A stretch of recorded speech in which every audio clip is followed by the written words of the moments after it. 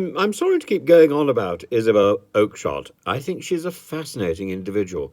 And the more I trawl around, the more stuff pops up. Yeah, thank you so much for pointing out that her partner is Richard Tice. Richard Tice is the person in charge of Reform UK, the person who wants a very stern and very aggressive Brexit, a much harder Brexit than the one we've got. He has put out a video in the last few days saying that the Windsor framework may be something that will benefit trade between Britain and Ireland. I hope so, because we're in the same country. That's the point of it. And it may be something that the DUP will accept or regret. Well, he's safe there with that one, isn't he? He's hedging his bets completely. And then he says that this is something where the Prime Minister and Ursula von der Leyen looked each other in the eye. Yes, yes, yes, yes. I mean, he doesn't say very much that is new and significant here. Looked each other in the eye and decided not to cut taxes, not to deregulate, because Labour will get in within 18 months and cozy up even more with the EU. I don't somehow think that was a conversation that Rishi Sunak and Ursula von der Leyen actually had. I think that's stretching it a little bit far. I think Rishi Sunak thinks that this deal might actually save the next election. I think he's hoping for rather a lot. He's hoping for a miracle, but miracles can happen politically. They happen for John Major. Maybe Rishi can cling on by the skin of his teeth, or his seven fillings, which he's had because he drinks Coke. But Richard Tice says that this is Brino. Brino. We love acronyms, don't we? I mean, he might as well become a teacher if he loves acronyms so much. Brino. Anyway, Brino is Brexit in name only. And he says, all opportunities are lost. I haven't seen any opportunities yet, Mr. Tice. I haven't seen anything. Unless Sunak and the Cabinet can go for growth. He wants to get Liz Truss back and Kwasi Kwarteng with his prodigious package. Go for growth, deregulate and cut taxes hard. And then at the end of this little thing, he says, it's all very, very sad.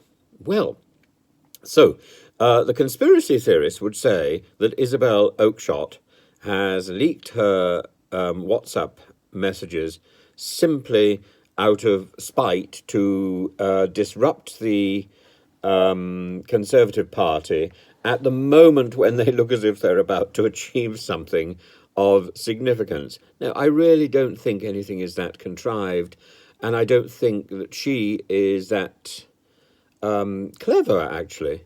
I don't think it. I think, in fact, she's simply got a habit of blowing the whistle.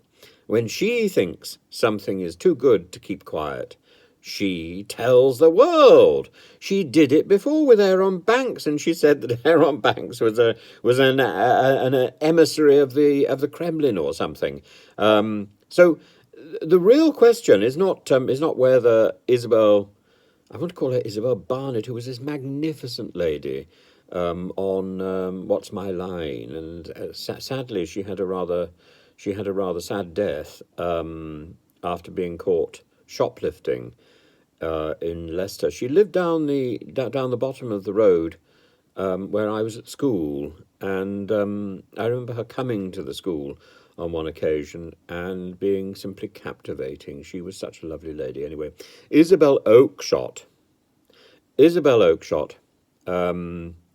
I think the problem isn't Isabel Oakeshott or her relationship with Richard Tice. I can't imagine that lasting really very long, can you? I mean, the point is, who is going to trust a lady who cannot keep her word? We might say that NDAs aren't worth keeping, that we hate NDAs, but you know, this lady simply isn't trustworthy. Why would anybody give an interview to Isabel Oakeshott ever again? Why would anybody ever trust her with privileged information? But that's the point! Why would some pillock like Matt Hancock trust her with all his personal WhatsApp messages? Why would he trust her with this? Is he a complete twit? I said yesterday that I didn't think he was stupid. I don't think he's stupid. I think he's... I was going to say I think he's naive, but actually I think naivety is a positive thing. I think he is just simply overwhelmed with his own sense of importance that he doesn't care. He doesn't care. He thinks he can get away with it. He is too arrogant. Arrogant!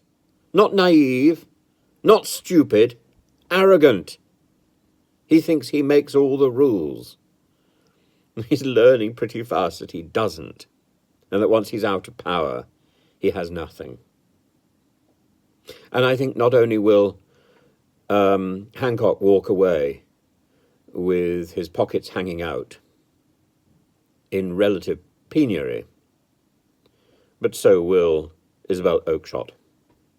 I can't imagine a future career for either of them.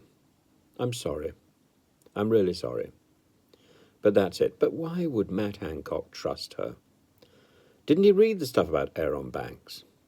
Didn't he read her Twitter account? Doesn't he do any research?